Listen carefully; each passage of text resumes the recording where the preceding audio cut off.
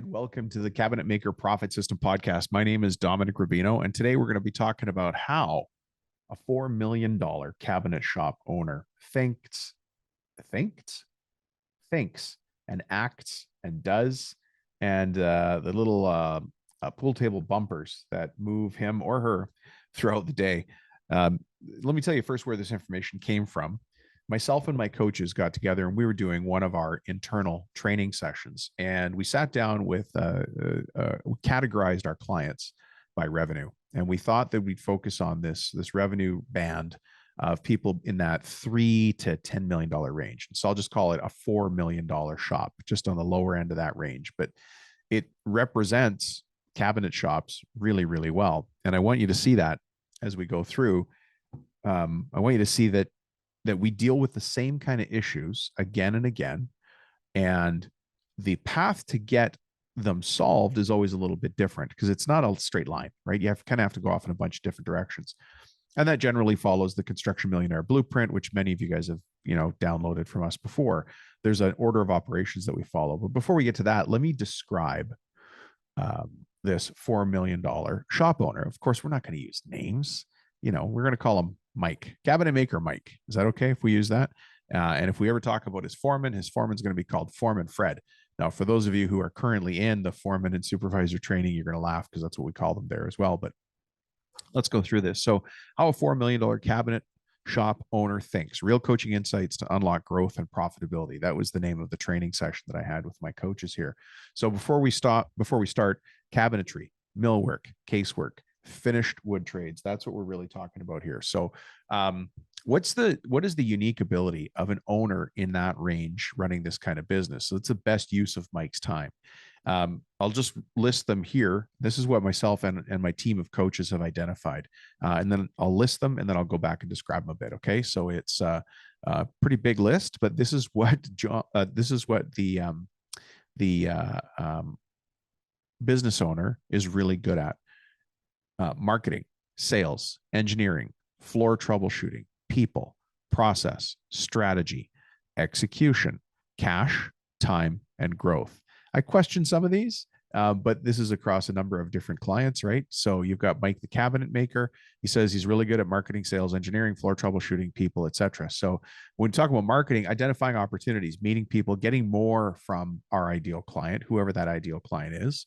And of course, you guys have heard me talk about this before. You figure out who your ideal client is by thinking about that person or that company or that GC or that builder, that architect, whoever they are, and obsessing about them. But you have to obsess about the right person, right?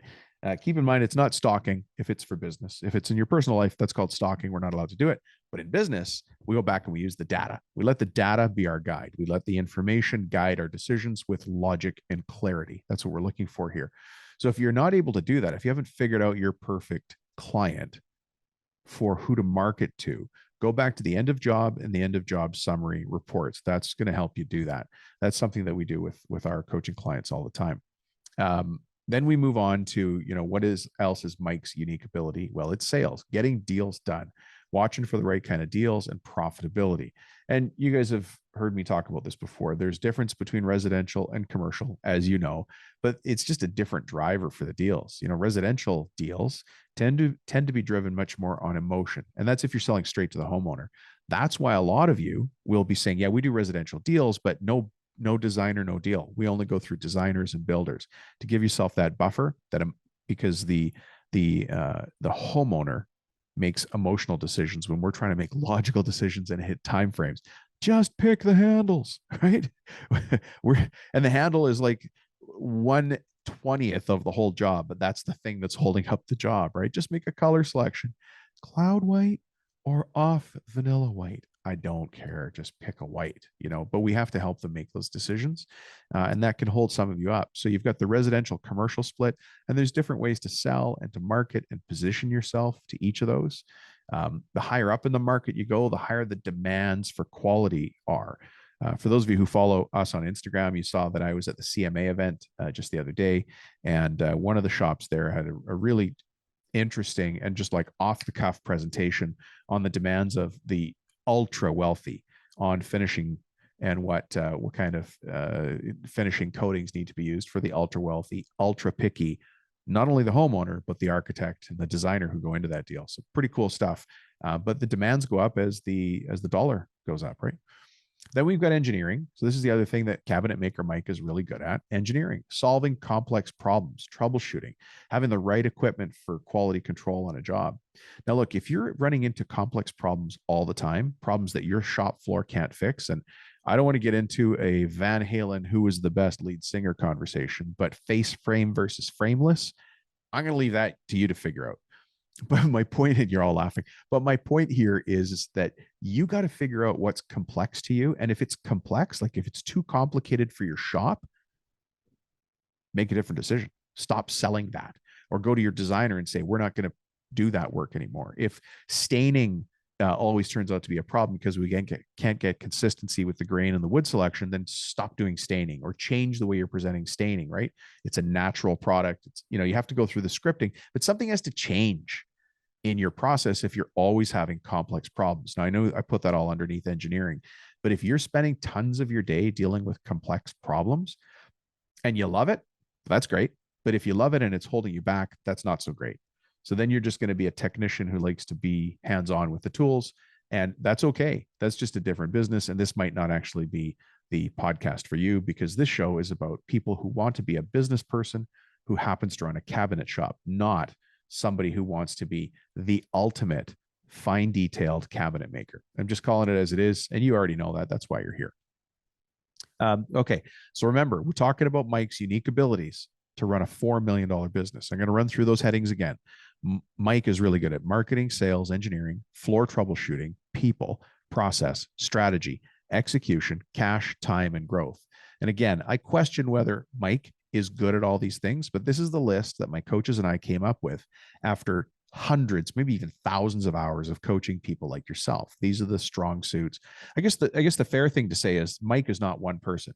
It's a makeup of all the different coaching clients we have and have had over the years. So that's fair. Some people are, for instance, stronger at sales or marketing than others, are people are better at cash management, right? It's just natural.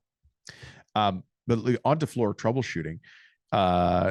Mike is good at floor troubleshooting, right? You're the person they call when things are hitting the fan or people can't solve things, which is fine. So maybe electrical stuff is starting to creep into your work more and more. I'm not really talking about maintenance. We've not really seen when somebody's in that $4 million range where they are the person to call to figure out maintenance, but troubleshooting on equipment, certainly. And the break fix identifying. Then we've got the people category. And I want you to challenge yourself. How are you on the people category? Are you recruiting and are you attracting and recruiting the right kind of people for your team? Do you have a team? And for those of you who are in the foreman training right now, you're going to recognize this. Do you have a team of people who you would easily qualify as above the line winners? So in our case, the way that we describe people who are above the line is very clear. Those people are positive. They take responsibility for their actions. They take ownership for the things that they do. They have some sort of vision for the things they do. They know what the end process is. They know what they're working towards. And they really consume themselves with excellence. They want to be great. They want to do good work. That's just burned into them, right? And by the way, the opposite of that, and you have to ask yourself if these people are on the team, the opposite of that is people who we call below the line. And people below the line place blame. They make excuses. They tend to be negative and they're in denial.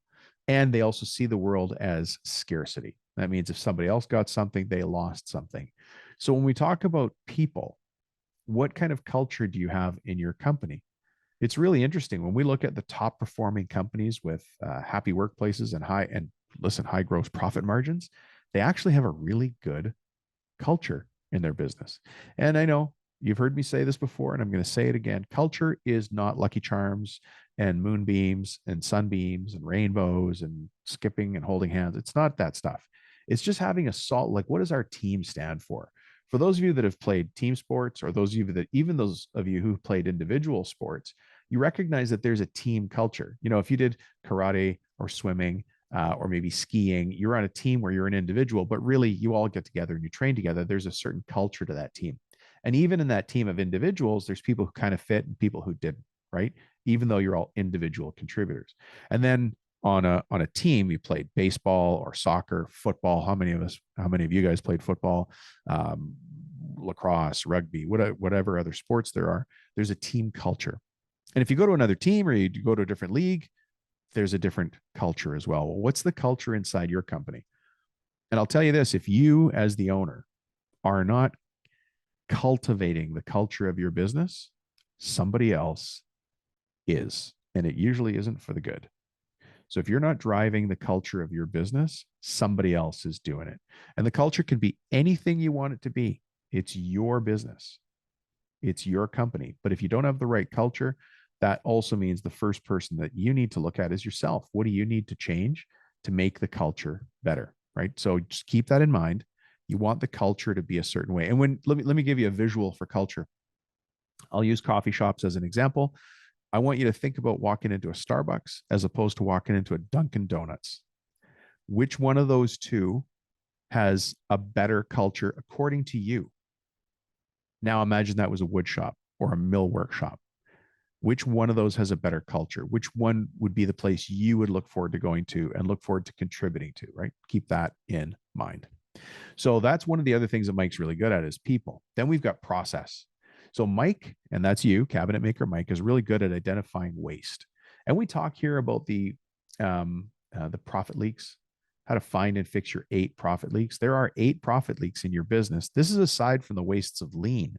These are operational wastes in the business, right? But Mike, cabinet maker Mike, is really good at identifying waste, making better SOPs, and anticipating bottlenecks when he or she has the time. I mean, you are actually pulled in a gajillion directions. And one of the problems is we get sucked back into the work and we get pulled away from doing the future work. The future is where this business exists. We're pulling ourselves toward it, right? Those of you who try to book a time on my calendar, as an example, will say, well, hey, Dom, let's have a meeting. And I'll say, sure, great.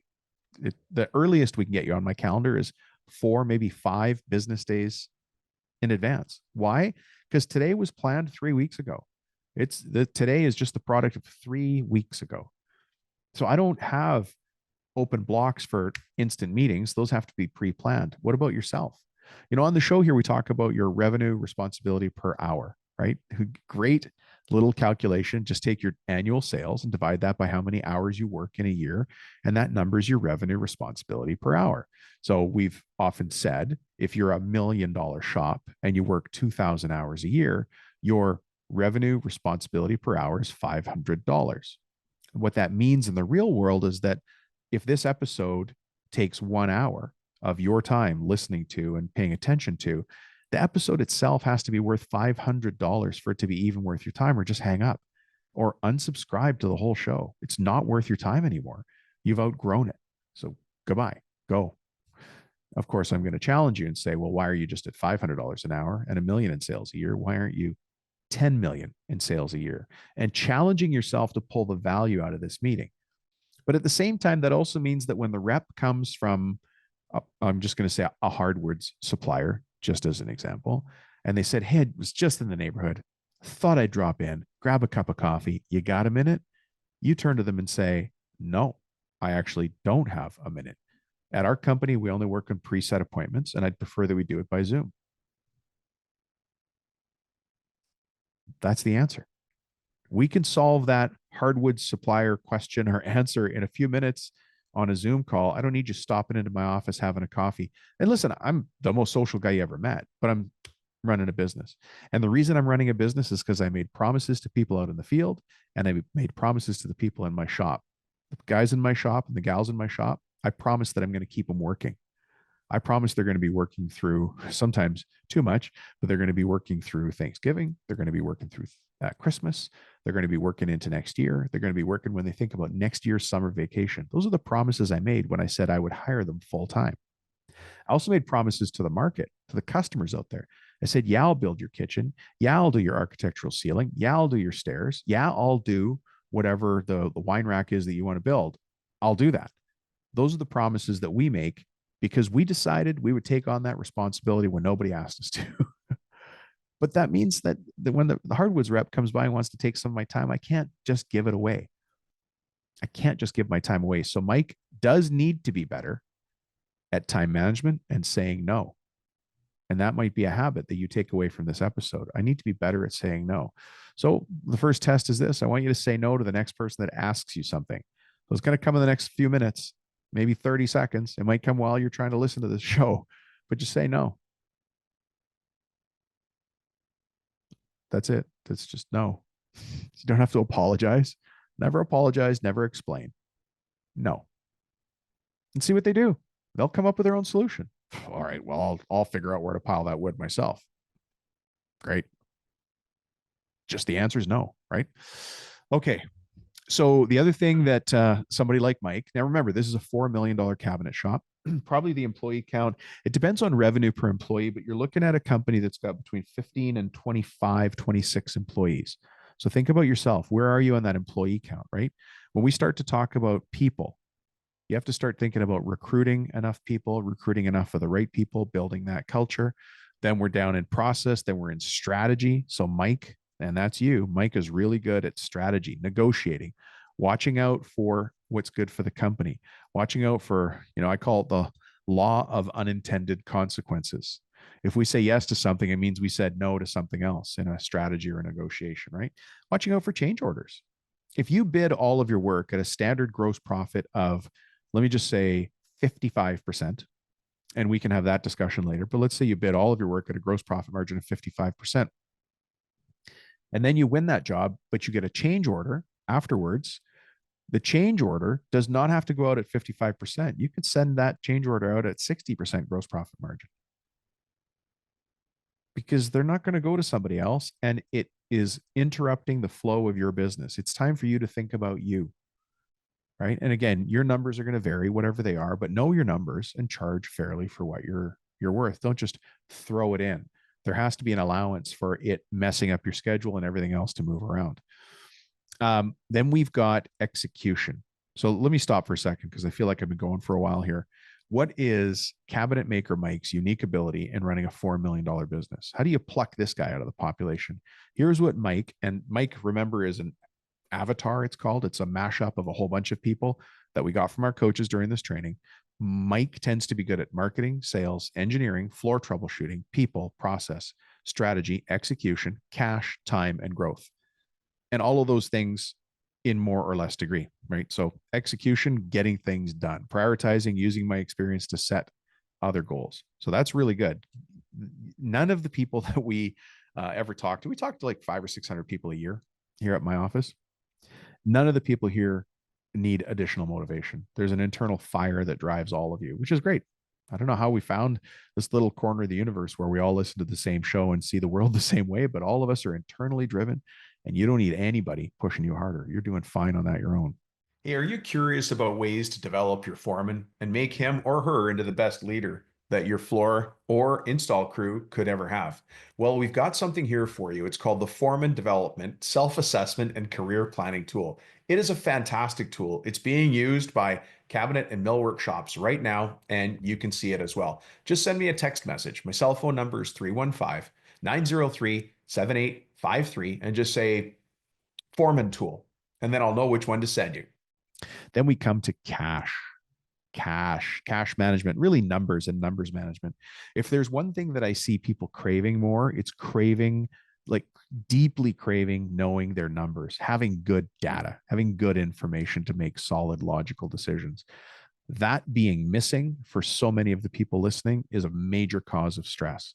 And so, of course, myself and my coaches, we spend a lot of our time in finding ways to gather that data so that it's not very bumpy. There's not a lot of friction. We just want to gather the data. You want to gather the right data, and you want to be able to take actions on that data. Again, back to, I'll say the end of job report, the go back report, the dashboard. Imagine a world where, see, I went fishing yesterday with my buddies. It was a Tuesday. Imagine a world where you logged into your phone just before you headed out fishing and you looked at one spreadsheet, and that spreadsheet told you the state of the entire company from top to bottom. And on that spreadsheet, you would see three colors: green, yellow, and red. Green would signify things are good. Yellow would signify things are not so good. They're okay, but it's starting to flicker. We probably need to pay attention to this. And can anybody guess what red would be? Red would be no es bueno. We got to get on this right away. So if I looked at that spreadsheet, I would already know how to manage my time. Things that are green, they're fine. I don't have to deal with them right now. Things that are amber, I have to deal with them. But the things that I really need to deal with, test question is what color? Red. Well, now that I know where the red is showing up on the dashboard, I just call the person in charge of red. Maybe it's your estimator. Maybe it's your finisher. Maybe you need to call your project manager to talk to the finisher. Maybe it's an installer. Maybe it's one of the design. I don't know where it is. And you're already off in a million directions in your head thinking about it too. But then you can focus your time on the things you need to do, then hang up the phone and go fishing. That's what we talk about when I'm talking about understanding your numbers, which started from me saying cash, understanding that cash. I don't want you paying to do somebody else's kitchen. I don't want you paying to do somebody else's lobby or building their fantastic wine room or their closet. There's no reason for you to have to pay for that. That is ridiculous. And it has to stop right now. You do great work. You're proud of what you do. You employ great people. They're proud of what they do. They come in every day trying to do their best. You go out every day trying to do your best. You need to be compensated for that. You can't be the only place in the world where people don't make money. That can't happen. So cash is something that Mike is either good at or struggling with. And when I say struggling, I say it in the most respectful way. Always unsure if they have all the right data. And so that actually forms a big part of what we do with our clients is we're always making sure we've got clean data and we're checking the data. It's kind of like continually checking your mirrors when you're driving, right? Especially when you're towing a trailer. All right. And then we've got time. Okay. The other thing that Mike is good at, or maybe not so good at, is time. I need to stay at that $4 million decision place. So in the case of a $4 million business, that means Mike's revenue responsibility per hour would be $1,200 per hour, right? We take $4 million and we divide that by 2,000 hours, and that gives us $1,200. That means Mike needs to make $1,200 decisions. We have one client that we work with, and in the all coaching meetings start with a one-word open. So I don't want to get too technical about how a coaching agenda is built, but the one word open quite often from myself and my coaches is not even a word, it's a number. And one of my coaches the other day, their one word open with their client was 7,501. And that was a challenge the coach put on the table to the business owners, partners in this case, that this meeting absolutely must exceed $7,500. It has to be a minimum of value to that couple, not couple, that partnership of $7,501 for that 1 hour meeting. That's a heavy meeting. What does that mean to you? If I told you this this episode was worth $7,501, how would you approach this meeting? How would you take different notes? Would you take more notes? Would you start delegating? Would you listen more carefully? Right? 7,501. The challenge is on the table. The coach knows that going in. The clients know that coming in. And Mike has to be really good at understanding the value of your time. It's time, right? To start taking your own time more seriously. More seriously. And again, if you're $1 million shop, your number's $500, but I'm always going to challenge you to be 501. What's your number? And are you spending every hour at the maximum edge of that? And then we've got growth. The final thing that Mike is thinking about is growth. Growth, not for growth's sake, but growing in the right areas. Maybe growing in QC, maybe growing in culture, maybe growing in revenue, growing in profit. You actually choose. It's your business. You choose the direction we're going to take on that. So how does that sound? Pretty good. I know I've repeated the list a couple times, but it's a long list. And again, my coaches and I came up with this list. So here it is again. Mike, so cabinet maker Mike, which is a mashup of all the cabinet makers we're working with. Mike's unique ability and Mike's best use of Mike's time is the following things: marketing, sales, engineering, floor troubleshooting, people, process, strategy, execution, cash, time, and growth. That's 11 things. And so it's fair if you're strong at 2 of them and not so strong at the other 8 or 9. That's totally okay. But understanding that is being above the line and being a winner, taking ownership and responsibility and recognizing that there's areas of the business that you're not as strong at. Which, by the way, is 100% acceptable. Who showed you how to run a $4 million cabinet shop? Who showed you how to run a $10 million cabinet shop? Who showed you how to run a $1 million one? You just did it. Please give yourself a pat on the back. You just built this business to where it is with nobody showing you. You just did it all blind and by feel. And so any day that you feel like you're not accomplishing what you need to, you got to step back and give yourself a pat on the back. It's hard to even hit $1 million in any business, in any industry. And you did it in cabinetry and casework and millwork. Congratulate yourself. If you're having a bit of a tough day, have a tough day. But you already built $1 million business. And now in your head, you think you want to be $2 million. It's just an internal fire within you that nobody else can put out. And thank God we live in a country where we're allowed to have those thoughts and do those things. So go do it. Nobody's going to stop you. By the way, here is the second part of the coaching exercise I did when I was training my coaches. What is the worst use of John's time? Or Jerry's time? Or Fred's time? Or Frank's time? Or Mike's time? What is the worst use of you as the owner of the shop's time? Well, it's anything under that $1,200 per hour decision that has to do with marketing, sales, engineering, floor troubleshooting, people, process, strategy, execution, cash, time, or growth. The list is exactly the same. You just can't be operating lower than that level. And let's just choose something right out of the middle of the list. Let's say it is floor troubleshooting. If you do find yourself having to dive in, like do a deep dive on that, there's a reason. And that reason is the root cause that's holding you back from the $1,200 an hour decision. Maybe the floor troubleshooting is consistent electrical problems. Well, now we got to say, look, I don't want to keep having this same discussion about the same electrical issue we're having. How do we solve that? And so as the owner, you need to move upstream in the organization and in the decision making and figure out how to solve that electrical problem higher than just at the bench where the problem's happening. If it's a people problem, let's say you got somebody named Jerry or John who's a problem employee. Well, when that Jerry or John problem employee is taking an hour of your time a week, how much is that time actually worth to you? We just established if you're a $4 million business, it's $1,200 an hour that John or Jerry or Problem Pete, whatever we're going to call them, is taking from the future of the business. Because you just spent an hour dealing with John and all of it, the shrapnel of all of his decisions and his drama. But that means you can't focus that hour on the future of the business. You can't return a call. You can't sharpen up an estimate. You can't reach out to a new builder. You can't go for lunch with a new architect. John, Jerry, or Problem Pete took that time. There comes a certain point when we can't let that happen anymore. We run a business here, not a daycare.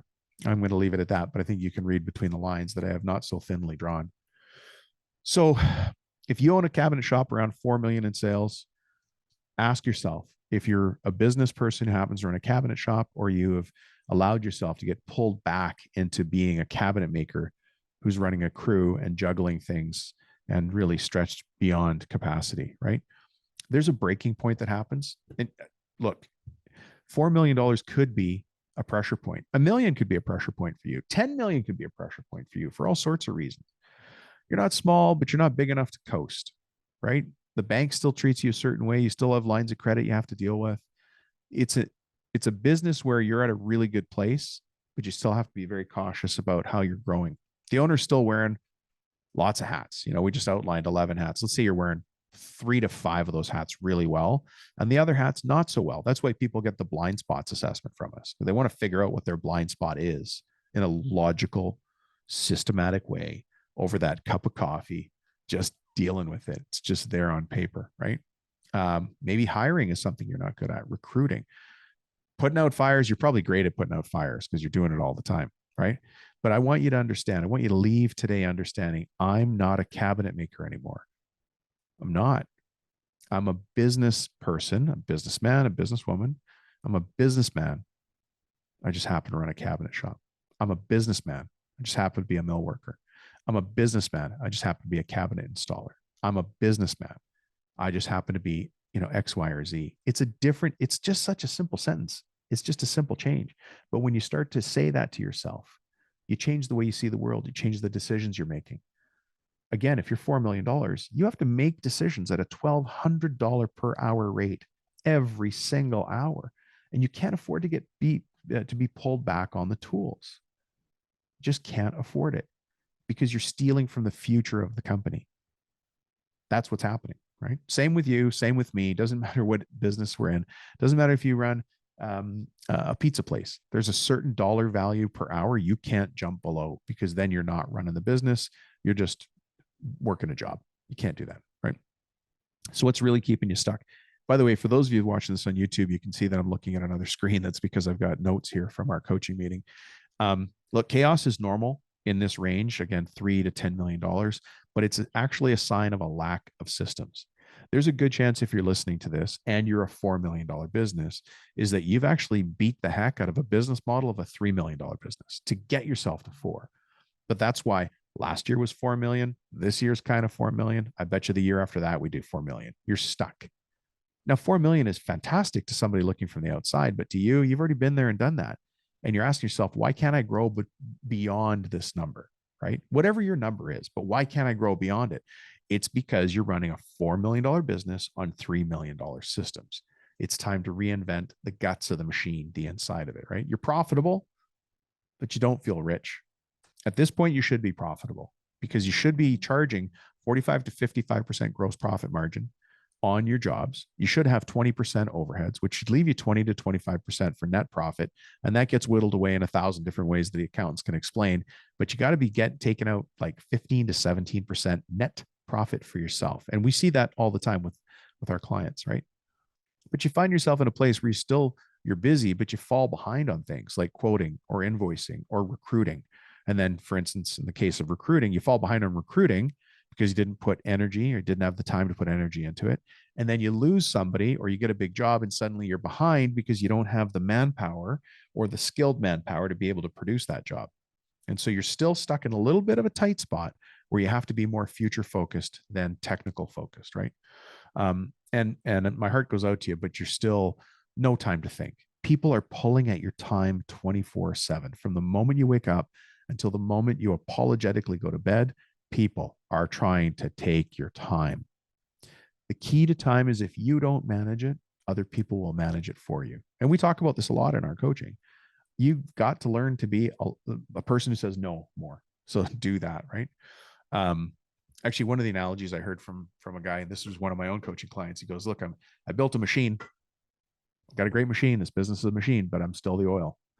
I'm like, ooh, yeah, that's a good analogy. That's a tragically good analogy, right? Do you want to know what the top shop owners do differently? This is a coaching question I asked my team. This is what the best owners do differently when they're in this multi-million-dollar range of wood shop. They invest in training their people. All right. And the reason that they invest in training their people is so that they can have somebody up and running. It's like spinning a plate. You got to get the momentum going with that plate before you move to the next one. So training your foreman, training your administrator, training your bookkeeper, training your operations man, training your finisher, making sure those people are trained. So there's a minimum set of standards you can expect when you make promises in the field, right? The owner doesn't have to be out there walking the floor all the time. You want to be able to move back from that.